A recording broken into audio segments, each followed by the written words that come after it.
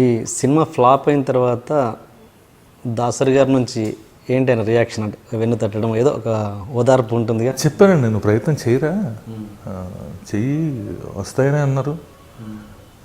అది ఎప్పుడు లేదు, ఆయన చాలా ఇష్టంగా చూశారండి. ఆయన చాలా ఇష్టంగా చూశారు సినిమా చేసినప్పుడు కూడా. కిడ్ని చూసినట్టు చూసేవాళ్ళు ఆయన.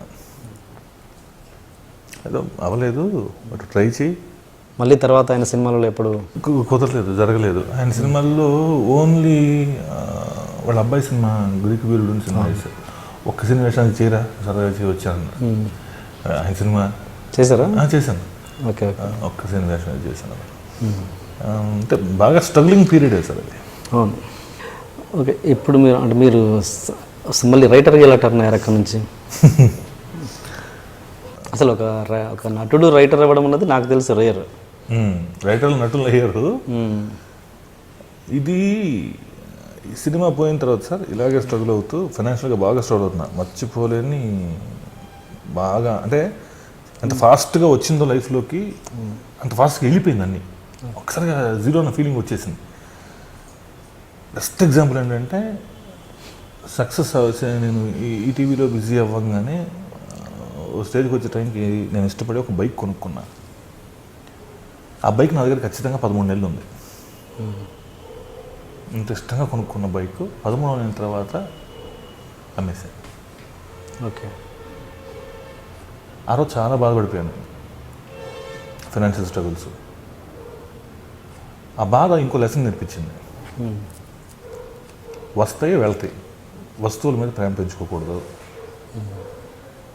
నిన్నుగా నిలబెట్టడానికి అవసరమైతే నువ్వు సంపాదించుకున్నది పోగొట్టుకోవడంలో తప్పే లేదు. దీనికి బాధపడడం మొదలు పెడితే ఈ లైఫ్లో అచీవ్ చేసే ప్రతిదాని మీద ప్రేమ పెరిగి నువ్వు బాధపడడం తప్ప ఇంకోటి లేదు. అది తెలియకుండా ఎక్కడో లెసన్ నాకు. ఈ స్టేజ్లో ఎలా చేయాలి ఏం చేయాలి అర్థం కానీ స్ట్రగుల్లో ఉన్నాను. ఎక్కడో తెలియకుండా చిన్నప్పటి నుంచి ప్యారల్గా నాకున్న ఇంకో అలవాటు ఏంటంటే ఈ సినిమాలు చూసి వచ్చి చాలామందికి ఉన్న హ్యాబిట్. ఆ సినిమాని చూడడం వాళ్ళకి మంచిగా నెరేషన్ ఇవ్వడం, కథ చెప్పడం. మొత్తం నేను నా ఫ్యామిలీలో అందరూ నా కజిన్స్ అందరినీ కూర్చోబెట్టుకుని కథ చెప్పేవాడిని. అసలు తెర ఓపెన్ చేసినప్పటి నుంచి టైటిల్స్ పడ్డప్పటి నుంచి శుభం కార్డు వరకు సినిమా ఎలా ఉంటుందని మనకు నచ్చిన వాటిని హైలైట్ చేసేసుకుంటూ మనకు అర్థమైన వాటిని చెప్తూ అర్థం కానివి నచ్చనివి డిలీట్ చేసేసుకుని చెప్పేసేవాళ్ళకి వచ్చిన డ్రామాటిక్గా. ఇప్పుడు కథలు బాగా చెప్తాడు అనేవాడు. తెలియకుండా నాన్న రైటర్ అవ్వడంతో ఆయన రాసేటప్పుడు ఎప్పుడన్నా డిక్టేట్ చేస్తుంటే నేను రాసేవాడిని. వీటితోటి తెలియకుండా ఇది బట్ నన్ను అది రైటర్ని చేస్తున్నా నాకు ఎప్పుడు తెలియదు. మనకు తోచింది ఏదో మాట్లాడటం ఇలా ఉండేది. ఒకరోజు దాన్ని ఫస్ట్ గుర్తించిందంటే ఈ స్ట్రగ్లింగ్ ఫేజ్లో ఆఫ్టర్ సినిమా వీరశంకర్ అనే డైరెక్టర్ ఉన్నాడు. ఆయన పరిచయం నాకు. అవి ఇవి మాట్లాడుతూ ఉన్నప్పుడు ఎక్కడో నువ్వు ఇలా ఎందుకు ట్రై చేయకూడదు, నీలో ఏదో చిన్న ఇంట్రెస్ట్ కనపడుతుంది నాకు, రైటర్గా ట్రై చేయి, నువ్వు మాట్లాడే విధానం బాగుంటుంది, ఏదో కథల గురించి చెప్పే విధానం బాగుంటుంది, ఈ సినిమా ఇలా లేదను అలా ఉంటే బాగుండేదను ఏదో బాగుంటుంది, ట్రై చేయను బాగుంది. ఖాళీగా ఉన్నాను, యాక్టింగ్ అవకాశాలు లేవు, జస్ట్ అలా బండి నడుతున్న టైం, చేయడానికి ఏం పనులు లేవు. సరే అన్నారు కదా ఈయన, ఇది ఒక కొత్త ఇంట్రెస్ట్ లాగా ఒక కొత్త కిక్కులాగా తగిలింది, సరే ఆలోచిద్దాం అనుకుని ట్రై చేసి ఆ ప్రాసెస్లో ఒక చిన్న థాట్ అనిపించి అది ఆయనకే చెప్పాను. ఓకే, నా మొదటి ఆలోచనకి డైరెక్టర్ ఆయనే. ఓకే, ఫస్ట్ సినిమా మూల కథ అని పడుతుంది నా పేరు. ఓకే, ప్రేమ కోసం అని వినీత్ వెంకట్ ఆశేషైని ఫస్ట్ ఫిలిం, ఆ సినిమా జరిగింది. అది ఐడియా చెప్తే ఐడియా నచ్చిందండి. నీకు మూలకథ అనబడుతుంది? మూలకథ అనబడింది. అది పోసాని కృష్ణమూర్తి గారు వర్క్ చేశారు తర్వాత దానికి.